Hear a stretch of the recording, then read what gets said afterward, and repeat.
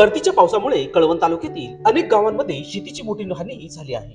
त्यामुळे शेतकऱ्यांच्या अडचणी वाढल्या आहेत। कळवण तालुक्यातील विविध गावांमध्ये परतीच्या पावसाने शेतकऱ्यांना मोठा फटका बसला आहे। कळवण तालुक्यातील जयदर, खडकी, कोसवन, सुळे, काटरे, लखानी, मोहबारी, पिंपळे, पुनद खोऱ्यात या गावांमध्ये सर्वाधिक नुकसान झाले आहे। तर पश्चिम पट्ट्यासह अभोना परिसरात देखील या पावसामुळे भात, सोयाबीन, कांद्याची उळे आणि अन्य पिकांचा प्रचंड नुकसान झाले आहे। शेतकऱ्यांनी मेहनत करून उभी केलेली पिके काही तासांच्या पावसामुळे उद्ध्वस्त झाली आहे। पाण्याचा निचरा न झाल्यामुळे पिके पाण्यातच सडू लागले आहे, ज्यामुळे शेतकऱ्यांची मोठी आर्थिक हानी झाली आहे, असा विश्वास गायकवाड यांनी सांगितले। आम्ही वर्षभर मेहनत करून पिके तयार केली, मात्र परतीच्या पावसाने सर्व पिके खराब केली आहे।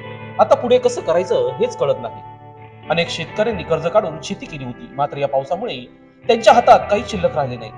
तालुक्यातील शेतकऱ्यांसाठी परतीचा पाऊस मोठी आपत्ती ठरली आहे। शासनाने लवकरात लवकर मदत केली नाही तर शेतकऱ्यांचे भवितव्य संकटात येऊ शकते, असा विश्वास गायकवाड यांनी दाखवला।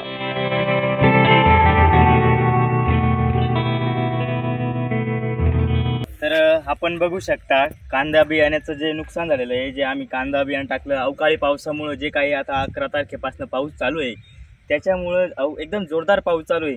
जो काही आम्ही कांदा बियाणं 5 किलो 6 किलो जे काही सर्वत्र शेतकरी असतील, हे माझं स्वतःचं वैयक्तिक नाही तर पूर्ण पुनद खोऱ्यातील कळवण तालुक्यातील अर्जुन सागर धरण जो परिसर आहे या ठिकाणी भरपूर अवकाळी पाऊस सुरू झालेला आहे। आणि त्या पावसामुळे जो झालेला नुकसान आहे, जसे की पूर्ण पिकाचं नुकसान झालेलं आहे। कांदा बियाणे जो टाकलेला होता आम्ही तो पूर्णपणे त्यांचं म्हणजे जो इतका महाग भेटतो, परंतु या पावसाने त्याचा पूर्ण नायनाट केला आहे। जो कांदा बियाणं आपण बघू शकता, तुम्हाला त्या व्हिडिओमध्ये दिसतच असेल का कांदा बियाणं इतकं दाट होता, पण पावसामुळे पूर्ण बाकीचं नुकसान झालंय सगळं कांद्याचं। आणि जसे की आपण बाकीच्या गोष्टी मक्का झाला, सोयाबीन झालं, हे सगळं असं बुरशी लागून गेली जास्त पावसामुळं, काही सडून गेलंय खाली। तर आम्हा शेतकऱ्यांना सरकारकडून एवढीच अपेक्षा आहे की त्यांनी आम्हाला मदत करावी आणि जे काही पंचनामे वगैरे असतील, पीक पाहणी, पीक नोंदणी आणि पीक विमा काय असेल ते ज्या योजना असतील त्या आम्हाला लवकरात लवकर मिळाव्या अशी आमची अपेक्षा आहे। आणि जे काही त्यांची भरपाई नुकसान असेल, त्यांचा काही जो काही मोबदला असेल सरकारकडनं मिळणारा, तो आम्हाला प्रत्येक शेतकऱ्याला मिळावा। ज्यांच्या पीक नोंदण्या झाल्या नसतील तरी त्यांच्याकडे वैयक्तिक आपल्या सरकारचा एक माणूस, तलाठी वगैरे कोणीतरी जाऊन आणि त्यांच्या पीक पाहण्या कराव्या।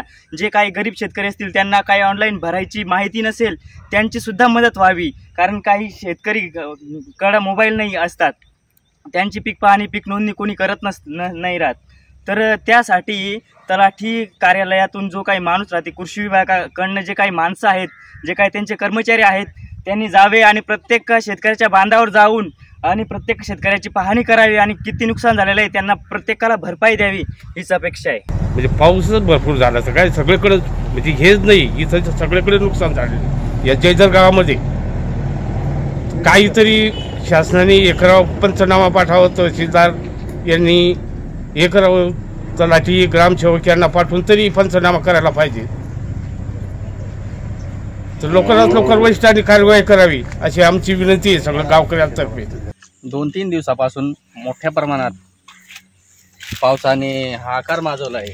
कळवण तालुक्यातील जयदर जयदरपैकी चिरापाडा, जयदर गावामध्ये, या दोन्ही गावामध्ये म्हणजे पूर्ण तालुक्यात पाऊस मोठ्या प्रमाणात झालेला आहे। तरी इतकं मोठ्या प्रमाणात नुकसान झालेलं आहे की ज्या सोयाबीनच्या शेंगा आहेत, ज्या सोयाबीनच्या शेंगा ते काळ्या पडलेल्या आहेत, म्हणजे त्याला बुरशी चढलेली आहे, बुरशी लागलेली आहे। तरी सरकारने याला आर्थिक मदत म्हणून नुकसान भरपाई द्यावी आणि त्वरित पंचनामे करावे। त्वरित पंचनामे करून जयदर इथं वेळेवर तलाठी उपलब्ध नसतो, तरी त्यांनी उपलब्ध होऊन 1-2 वर्षापासून उपलब्ध नसतो, पण त्यांनी त्वरित याच्याकडे दुर्लक्ष न करता लक्ष घालून आणि आम्हाला आर्थिक भरपाई द्यावी। पुनद पंचकृषीतील सर्व शेतकऱ्यांनी आवाज उठवायचा आहे। खरंच आपल्याला गरज आहे, नुकसान मोठ्या प्रमाणात झालेलं आहे, त्या नुकसान भरपाई आपल्याला मिळालीच पाहिजे। मकाई पण उगवून सगळं शेतीचं नुकसान झाले. कांद्याचे बियाणे 5-5 किलो टाकून सुद्धा ते सुद्धा आलेलं नाहीये. पूर्ण मोठ्या प्रमाणात नुकसान झालेले. तर सरकारने तात्काळ याच्याकडे लक्ष देऊन नुकसान भरपाई ही शेतकऱ्यांना द्यायची आहे. आता तुम्ही बघू शकता ही लाईव्ह आहे. हे जे काही मक्का पीक आहे, मक्का पिकात हा पाऊस बघू शकता तुम्ही किती साचलेला आहे. या पावसाने हाहाकार माजवलेला आहे या ठिकाणी.